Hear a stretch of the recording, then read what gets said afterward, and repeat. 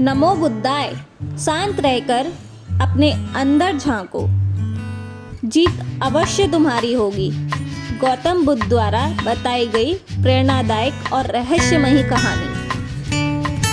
दोस्तों, गौतम बुद्ध कहते हैं कि जितनी खामोशी से अकेले काम कर सकते हो उतना काम करो। अपना काम अच्छाई से और खुशी से करते रहो। खुद का काम स्वयं करो। अकेले रहकर खुद को सुधारो। यहाँ इस दुनिया में कोई भी किसी की तरह नहीं है। ऐसा गौतम बुद्ध ने कई सालों पहले अपने शिष्य को क्यों कहा था? इसके पीछे की कहानी क्या है? इस रहस्यमयी कहानी को हम आज के इस वीडियो में आपके सामने प्रस्तुत करते हैं। तो बिना देर किए चलिए वीडियो की शुरुआत करते हैं। स्वार्थी यानी कि स्वयं का अर्थ। जो इंसान स्वयं का अर्थ जानना चाहता है, जो खुद को समझना चाहता है, क्या वो इंसान आपकी नज़र में गलत है? हम जब किसी को भी स्वार्थी कहते हैं तो उसका मतलब यही होता है कि वो आदमी स्वयं का अर्थ समझना चाहता है। तो फिर वो गलत कैसे हुआ? स्वार्थी शब्द दुनिया की नज़र में, समाज की नज़र में एक अलग ही नज़रिए से समझा जाता है। अक्सर हम आसपास ऐसे बहुत से लोगों को देखते हैं जो स्वभाव से बहुत अच्छे प्रतीत होते हैं, यानी कि सब लोगों की मदद करते हैं, सबसे अच्छा व्यवहार रखते हैं। लेकिन इसके साथ हमने यह भी देखा होगा कि ऐसे लोग जो स्वभाव के अच्छे होते हैं, दूसरों की मदद करते हैं, वह दुखी भी ज़्यादा रहते हैं। और जो लोग स्वार्थी होते हैं वह फलते फूलते चले जाते हैं। तो ऐसे में परमात्मा की सत्ता पर उंगली उठाना निश्चित है। लेकिन अगर यह सत्य है तो हमें कौन सा मार्ग अपनाना चाहिए? क्या हम भी दूसरों के जैसे बन जाएं? पता नहीं आप में से कितने लोग ये मानते हैं कि अच्छे लोग जीवन में बहुत दुखी रहते हैं, लेकिन इसके पीछे का सत्य क्या है? अगर हम इसके पीछे का सत्य नहीं जानेंगे, नहीं पहचानेंगे, तो कहीं ना कहीं हमारा आदि तन मन भी बुराई की तरफ झुक जाएगा। इसलिए अपने मन में ऐसे विचार पनपने से पहले इस बात की पूरी सच्चाई, पूरा निष्कर्ष निकाल लें, ताकि भविष्य में आपको अपने अच्छे होने का पश्चाताप ना हो, दुख ना हो। आज की जो बुद्ध की कहानी हम आपको सुनाने वाले हैं, उसमें आपको 5 ऐसे तरीके पता चलेंगे जिसके माध्यम से अगर आप अच्छे कर्म करते हैं तो आप अच्छे कर्म भी कर पाएंगे और दुखी भी नहीं होंगे। एक गांव में आनंद नाम का एक युवक रहता था। उसका भरा पूरा परिवार था। उसके 2 बच्चे थे, उसकी पत्नी थी, लेकिन उसके माता पिता इस दुनिया से चल बसे थे। इसलिए पूरे परिवार की जिम्मेदारी उसी के कंधे पर थी। बच्चे अपनी पढ़ाई करते थे और उसकी पत्नी घर गृहस्थी के कामों में साथ गाय भैंस बकरी इत्यादि का दूध बेचकर अपना घर चलाती थी। और आनंद पहाड़ में पत्थर तोड़ने का काम करता था। बहुत ही मेहनत भरा काम था। पूरे दिन काम करता तो रात को थक कर घर पर वापस लौटता। लेकिन इतनी मेहनत करने के बाद भी अगर आनंद को गांव का कोई भी आदमी मदद के लिए बुलाता तो आनंद कभी मना नहीं करता था। उसके जीवन का एक ही सिद्धांत था, अगर मैं दूसरों की मदद करूंगा तो परमात्मा मेरा साथ देंगे, परमात्मा मेरा साथ कुछ बुरा नहीं होने देंगे। आनंद अपने इस सिद्धांत का पालन बहुत ही कड़ाई से करता था। वह इस सिद्धांत पर इतना विश्वास करता था कि अगर कोई बाहर का आदमी उससे मदद मांग ले तो वह अपने घर का काम अधूरा छोड़कर उस आदमी की मदद करने के लिए वहां पहुंच जाता था, जिसकी वजह से उसकी पत्नी बहुत परेशान रहती थी। वह अक्सर आनंद को समझाने की कोशिश करती थी कि सबसे पहले अपना काम, अपने परिवार को देखो, दो बच्चे हैं हमेशा, और फिर भी दूसरों के काम करने में लगे रहते हो। अरे अपने घर को तो संभालो, अपना घर तो संभल नहीं रहा है, दूसरों की मदद करने चले हैं। और जब ऐसी बातें आनंद के कानों में पड़ती तो उसके हृदय में कांटा चुभने लगता था और उन दोनों में लड़ाई झगड़ा शुरू हो जाता था। अक्सर उनके लड़ाई झगड़े का यही सबसे बड़ा कारण होता था, लेकिन ना तो आनंद अपने आप को बदल पाया और ना ही उसकी पत्नी ने उसको समझाना कभी बंद किया। इसी वजह से आए दिन उनके घर में कलेश होता रहता था। जहाँ तक उस गांव वालों की बात थी तो वे आनंद के स्वभाव को जानते थे और वो जानबूझकर जो काम आसान भी होता था, जो उनके सामर्थ्य में भी होता था, वे उस काम के लिए भी आनंद को ही बुलाते थे ताकि उन्हें कम मेहनत करनी पड़े। कहने का अर्थ तो ये है कि गांव वाले भी आनंद की इस श्रेष्ठ आचार का फायदा उठाते थे, लाभ उठाते थे और सब पीछे से उसका मजाक भी उड़ाते थे, उसे बेवकूफ़ कहते थे। ऐसे ही समय भी इसी तरह से गुजरता जा रहा था और एक दिन आनंद की पत्नी बहुत ज़्यादा बीमार पड़ गई। आनंद से जो कुछ भी हुआ, जितनी भी सेवा हो सकती थी उसने की। उसने वो सब अपनी पत्नी के लिए किया। उसने गांव के वैद्य को बुलाकर अपनी पत्नी की जांच करवाई, लेकिन ये रोग उस वैद्य की पकड़ के बाहर था। इसलिए उस वैद्य ने कहा कि तुम अपनी पत्नी को अगर नगर में जाकर किसी बड़े वैद्य को दिखाओ तो तुम्हारी पत्नी की जान बच सकती है। जल्द से जल्द नगर पहुंचने की व्यवस्था करो, नहीं तो तुम्हारी पत्नी के प्राण संकट में हो जाएंगे। ये सुनकर आनंद के पैरों तले जमीन फिसल गई। उसने ये नहीं सोचा था कि उसकी पत्नी के प्राण संकट में हैं। वो सोच रहा था कि कोई साधारण सा रोग होगा जिसका इलाज हो जाएगा, लेकिन जब उसने वैद्य की यह बात सुनी तो वह घबरा गया।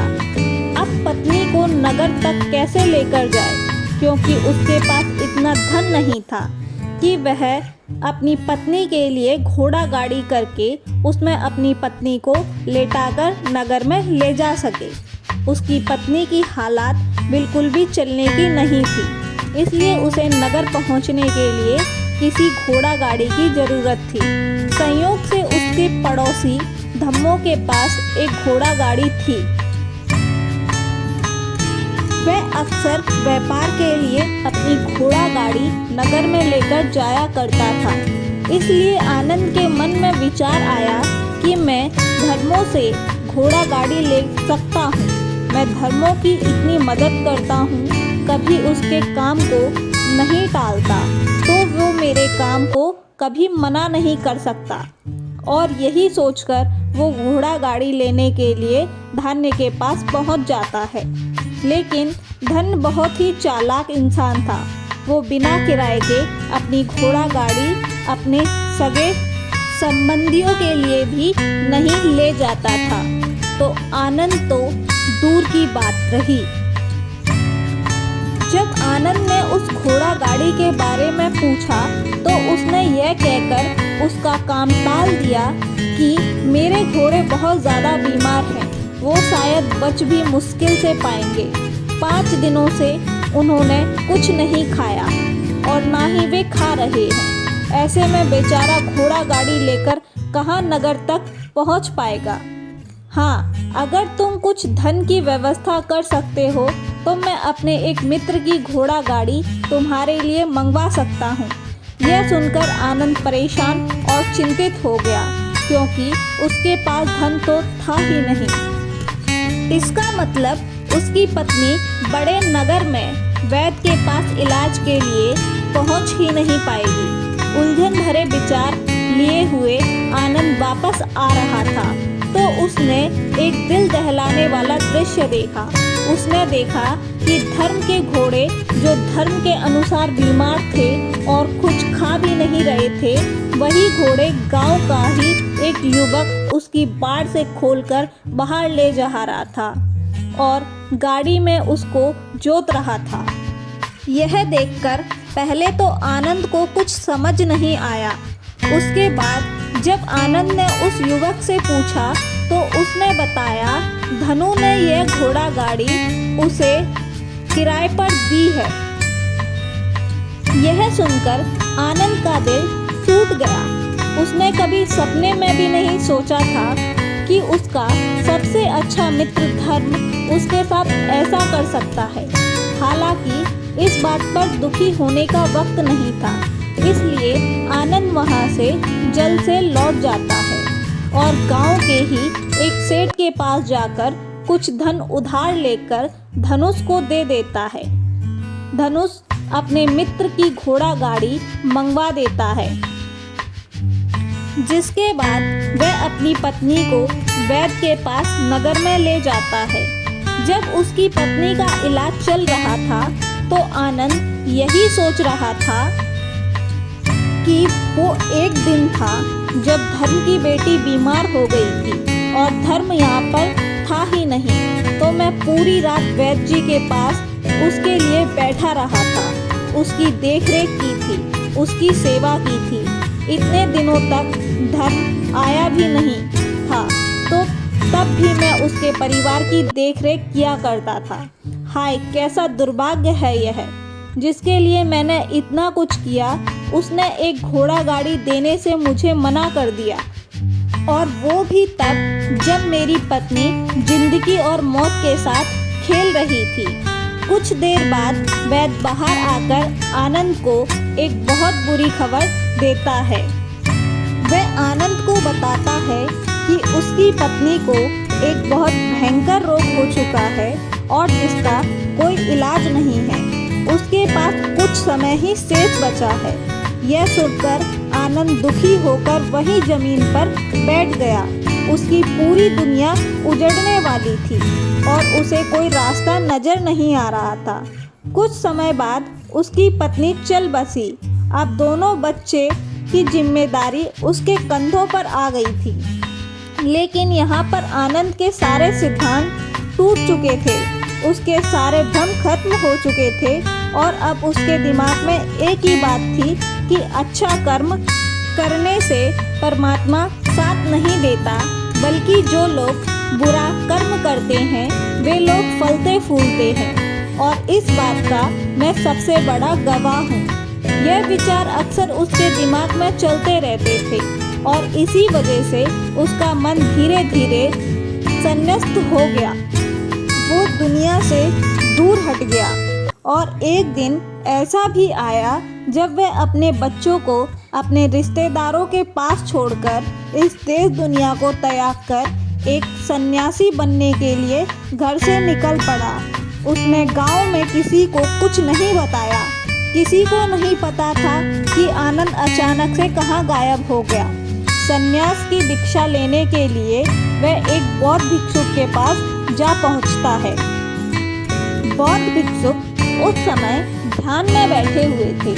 ध्यान से बाहर आने के बाद वो बड़े ध्यान से आनंद के चेहरे की ओर देखते हैं और उससे सन्यासी बनने का कारण पूछते हैं। इस पर आनंद उन्हें अपनी पूरी आप बीती सुना देता है और कहता है कि हे महात्मा, इस दुनिया में मुझे कुछ भी हासिल नहीं हुआ है। मेरा मन इस दुनिया से विरक्त हो चुका है। जब अपने दोस्तों ने ही मेरा साथ नहीं दिया तो इस दुनिया में रहने का मेरा क्या मतलब है, और इसी वजह से मैं सन्यासी बनना चाहता हूँ। ये सुनने के बाद बौद्ध भिक्षुक ने उपदेश देना शुरू किया। उन्होंने कहा कि याद रखना बेटा, जीवन से विरक्त होकर सन्यासी बनना तुम्हें परम सुख तक कभी नहीं पहुंचा सकता, परम आनंद तक कभी नहीं पहुंचा सकता। तुम दुनिया से अपने मन पर एक बोझ लेकर विरक्त हुए हो। तुम दुनिया से परमात्मा की खोज करने के लिए विरक्त नहीं हुए हो। इस भ्रम में कभी मत रहना कि तुम संसार से विरक्त हुए हो, क्योंकि संसार ने तुम्हें धोखा दिया है, ऐसा तुम्हें लगता है। इसलिए तुम परमात्मा पर कभी विश्वास नहीं कर पाओगे और ना ही उन पर अपनी पूर्ण आस्था बना पाओगे। इसलिए सन्यासी होने का भी तुम पूरा लाभ कभी नहीं उठा पाओगे।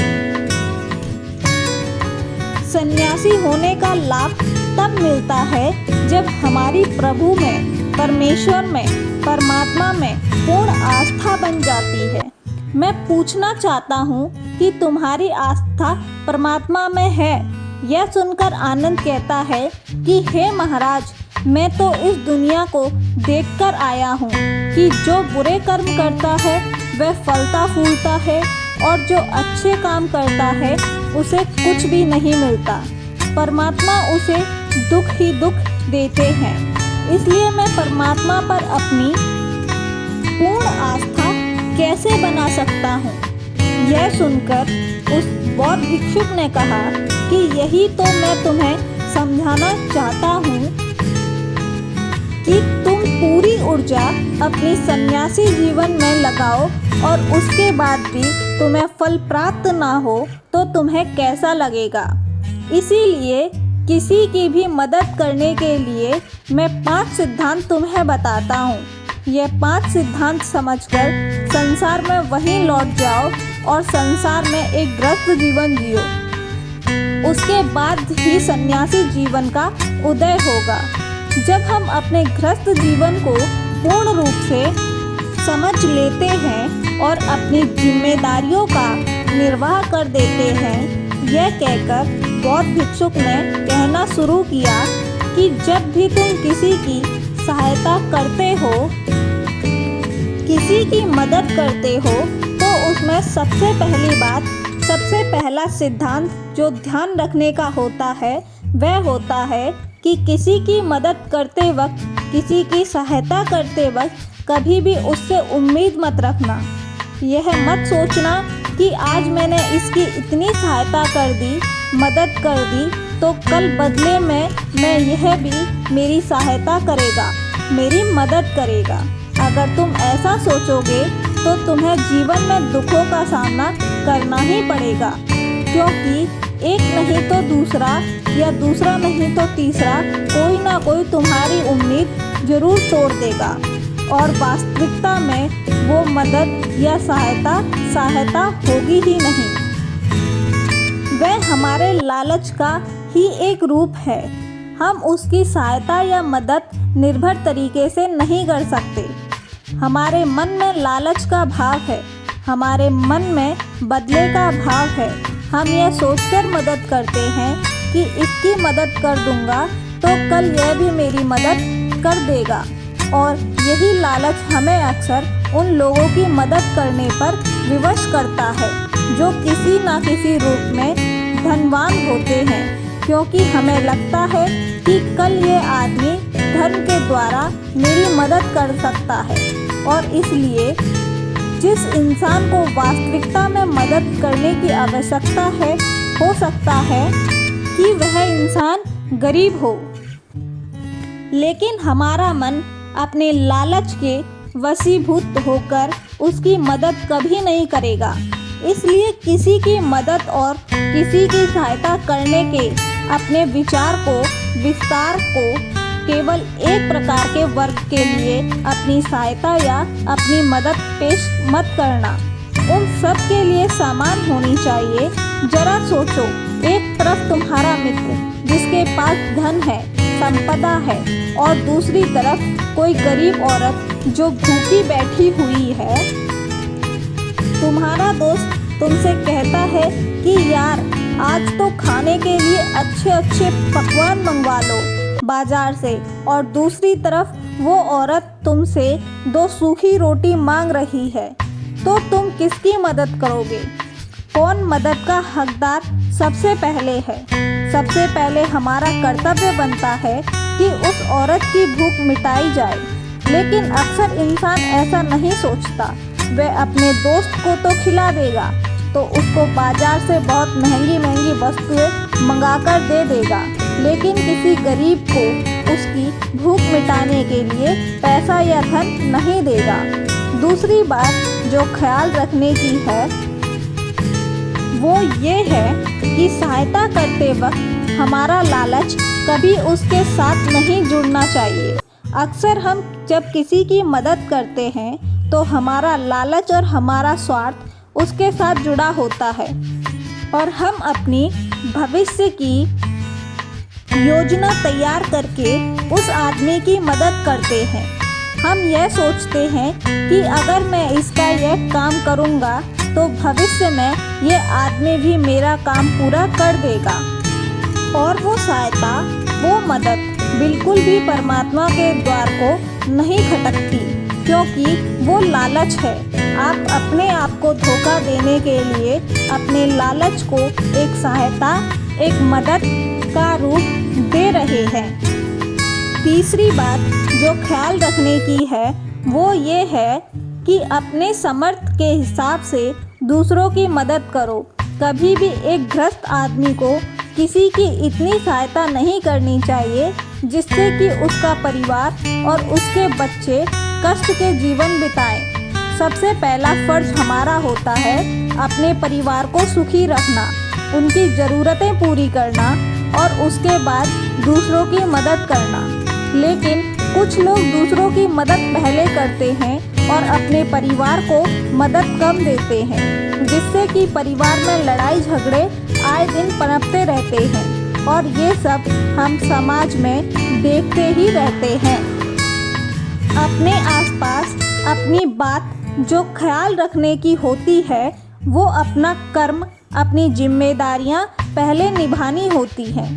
हम अपना कर्म, अपना काम छोड़कर पहले दूसरों की मदद करने के लिए चले जाते हैं और जब दूसरा बदले में हमारी मदद नहीं करता तो हमारा दिल दुखी हो जाता है। हम सोचते हैं कि मैंने तो अपना सब काम छोड़कर उस आदमी की मदद की, तो वह आदमी मेरी मदद क्यों नहीं कर रहा है।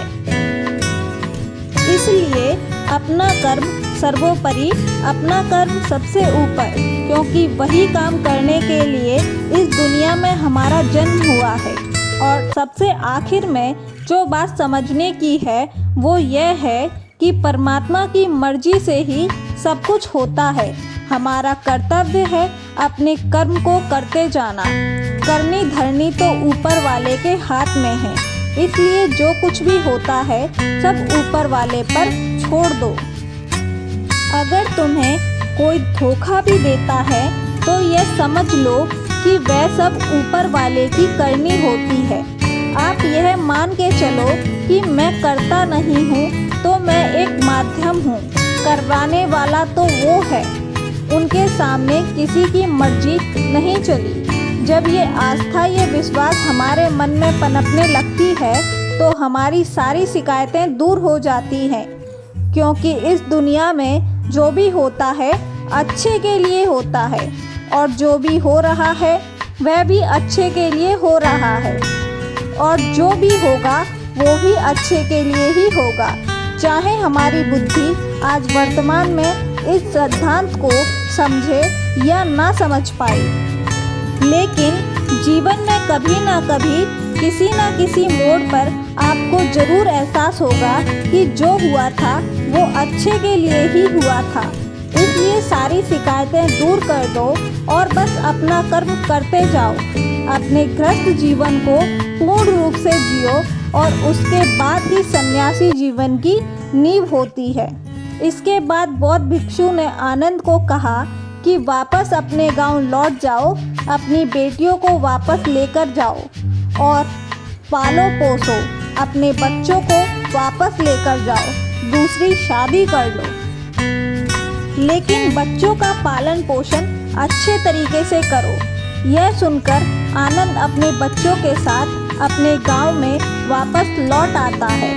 गांव में किसी को भी खबर नहीं थी कि आनंद कहाँ पर गया हुआ था और वो क्या ध्यान लेकर वापस लौटा है। लेकिन अगले दिन सुबह सुबह गांव वाले ने आनंद के चेहरे पर एक अलग ही चमक, एक अलग ही आभा पाई। तो इस कहानी से हमें यह सीख मिलती है कि दूसरों के पीछे भागने से अच्छा है अकेले रहकर अपने आप को सुधारो और अपने आप का काम बड़े खुशी से करो और शांत रहकर अपने आप की दिमाग। अब हम आपको बताएंगे कि शांत रहने के क्या क्या फ़ायदे हैं। तो चलिए शुरू करते हैं। हर तरफ शोर शराबा और भाग दौड़ के बीच खामोशी की भी अपनी अलग खासियत होती है। आपने कई कविताओं में भी पढ़ा होगा कि मौन रहकर एक दूसरे की बात को समझना सबसे सुंदर संवाद है। लेकिन क्या आप ये जानते हैं कि चुप रहने के अपने शारीरिक और मानसिक फायदे भी हैं। विशेषज्ञ मानते हैं कि मौन यानी शांत रहने से व्यक्ति अधिकतर दिमागदार और उत्पादक बनने की ओर अग्रसर होता है। इससे उसके मानसिक और शारीरिक स्वास्थ्य दोनों में सुधार हो सकता है। मौन धारण करने का महत्व आज हम जिस युग में जी रहे हैं उसमें टेक्नोलॉजी एक महत्वपूर्ण भूमिका निभाती है। जहां लोग एकांत की खोज में लगे रहते हैं, खुद की ही इन्हीं टेक्नोलॉजी को कहीं गुम कर देते हैं। लेकिन मौन को मन में बैठाने की दिशा में पहला कदम ये है कि आप अपने मानसिक स्वास्थ्य को अन्य सभी पहलुओं से बढ़कर समझें और फिर उन तकनीकी को भी शामिल करने का सचेत प्रयास करें जो आपको मौन रहने की आत्म उदार और शक्ति का अनुभव कराने की अनुमति दे। गाड़ियों के बेतहाशे हॉर्न से लेकर आसपास बजने वाली म्यूज़िक ऑन डिमांड शो और लोगों की झटपटर से लेकर अपनी बिल्डिंग के ऊपर से उड़ते हुए हवाई जहाज की आवाज़ तक तरफ एक घना शोर है जिसमें दूसरों की तो क्या कभी कभी खुद की भी आवाज़ नहीं सुन पाते। आपके अंतर्मन की आवाज़ जिसे सुनने से आपके जीवन में आधी परेशानी का समाधान मिल सकता है। वैज्ञानिक प्रमाणों के अनुसार हमारे स्वास्थ्य के लिए बहुत अच्छी बात है कि लेकिन शांत रहना ब्लड प्रेशर कम कर सकता है, एकाग्रता और ध्यान में सुधार ला सकता है, परेशान करने वाले विचारों को शांत कर सकता है, मस्तिष्क के विकास को बढ़ावा दे सकता है, कोट इल्यूज को कम कर सकता है, अंदर की रचनात्मकता को बढ़ावा मिलता है, अच्छी नींद को बढ़ावा मिलता है, दिमागी रूप से स्वस्थ महसूस कर सकते हैं। हालांकि यहाँ मौन रहने का मतलब परेशानी में भी चुप्पी साधे रहना नहीं है, बल्कि अनावश्यक किसी भी शोर से दूर रहने और ध्वनि प्रदूषण से बचना है। मौन रहते हुए धीरे धीरे गहरी सांस लेने से भी फायदे मिल सकते हैं। चुप रहना अनेक समस्याओं का हल है। तनाव घटने और एकाग्रता बढ़ने के लिए हम आपको 9 फायदे बताएंगे। मेडिटेशन और ध्यान लगाना खुद को शांत करना और तनाव घटने का एक बेहतरीन तरीका है। आपने ध्यान दिया होगा कि हर धर्म और संस्कृति में शांत और मौन रहने का महत्व दिया गया है। चाहे आप इसे धार्मिक नाम दें या जीने का एक तरीका मानें, लेकिन दिन भर में कुछ समय तक शांत रहना आपके स्वास्थ्य के लिए बहुत फ़ायदेमंद साबित होता है।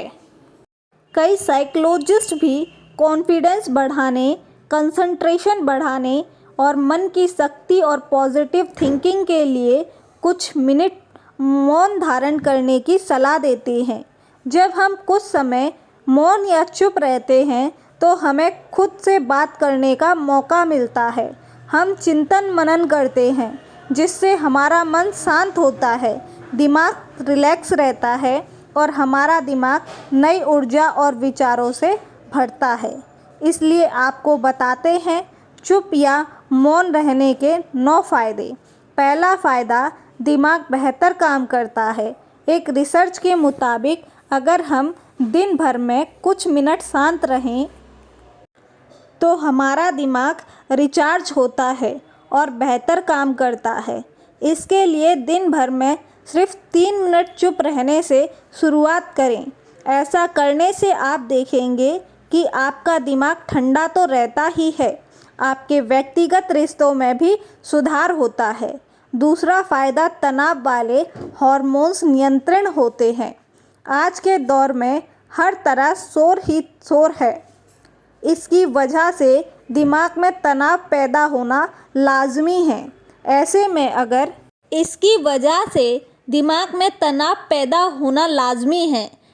में अगर आप हर रोज़ कुछ देर मौन रहने की प्रैक्टिस करते हैं तो इससे आपके अंदर तनाव पैदा करने वाले हार्मोन्स में कमी आती है। इससे आपका दिमाग शांत होता है और गुस्सा नियंत्रित रहता है और तनाव बढ़ने वाले हार्मोन्स का लेवल घटता है।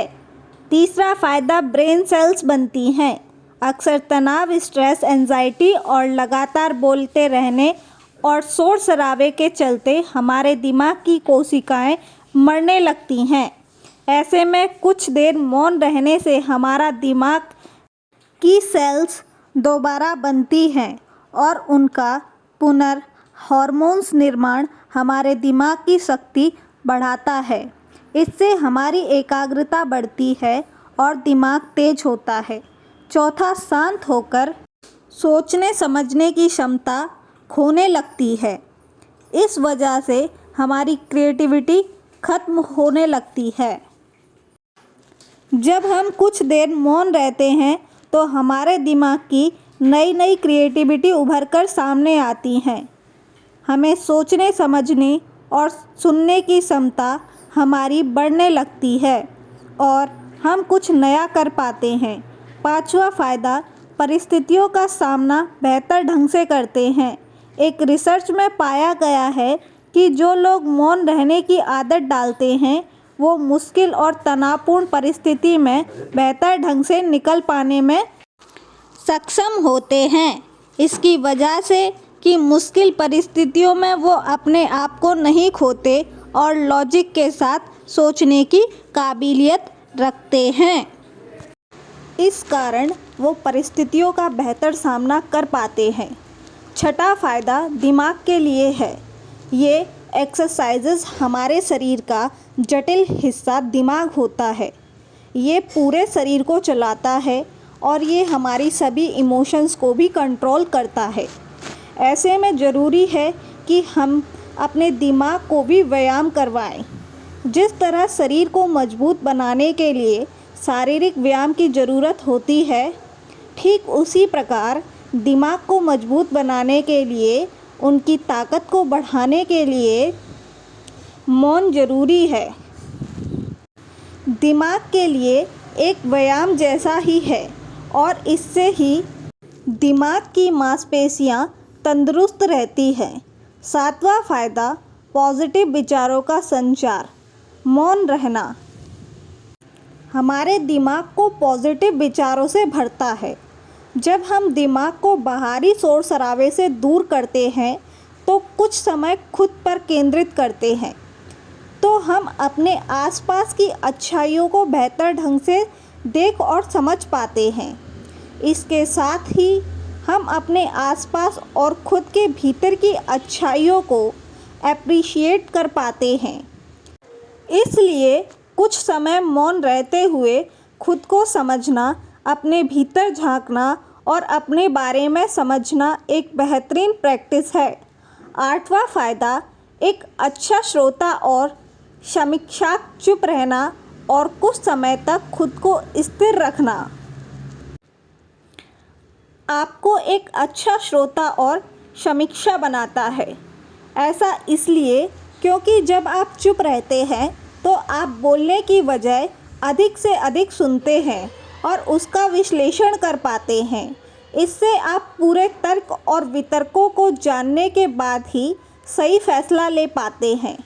आप सभी पक्षों को सुनते हैं, समझते हैं और डिसीजन ले पाते हैं। चुप रहना आपके दिमाग को शांत करता है और आपको लॉजिकल समीक्षा बनाता है।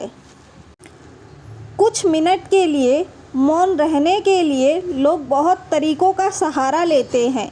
कुछ भगवान के नाम का जाप करते हैं, कुछ आपके कृत्यों का विश्लेषण करते हैं, वहीं कुछ लोग माइंडफुलनेस प्रैक्टिस अपनाते हैं। चलिए आपको बताते हैं खुद को खुद से जोड़ते हुए मौन धारण करने के कुछ आसान तरीके। माइंडफुलनेस एक बेहतरीन मेडिटेशन प्रैक्टिस है जो आपको शांत रखने के साथ ही एंजाइटी और दिमाग को कंट्रोल करने का भी काम करता है। इसके लिए आप ये स्टेप्स अपना सकते हैं। पहला स्टेप, सबसे पहले आराम की अवस्था में बैठ जाएं और अपनी आँखों को रिलैक्स करते हुए मौन लें। दूसरा स्टेप, अब अपनी सांसों पर पूरा ध्यान केंद्रित करें। अपनी सांसों के उठने और गिरने की गति पर ध्यान दें और अपना दिमाग बाहरी शोर से दूर और सिर्फ अपनी सांसों पर ध्यान केंद्रित करें। तीसरा स्टेप, अपनी सांसों पर ध्यान देना आपको पूरे शरीर को शांत करता है, दिमाग में रक्त संचार बढ़ाता है और तनाव दूर करने में बहुत ही ज़्यादा मददगार साबित होता है। चौथा स्टेप, खुद को शांत करते हुए अपने पूरे शरीर को अंदर ही अंदर स्कैन करना भी फ़ायदेमंद साबित होता है। इससे आपको अपने शरीर के बारे में बेहतर समझ में आता है। इससे आपके दिमाग और शरीर के बीच में बेहतर संबंध स्थापित होता है। हम उम्मीद करते हैं कि यह जानकारी आपके काम आएगी। दोस्तों, अगर आपको हमारी यह वीडियो पसंद आई हो तो कृपया इसे अपने दोस्तों के साथ साझा अवश्य करें और साथ ही हमारे चैनल को सब्सक्राइब करना ना भूलें। धन्यवाद।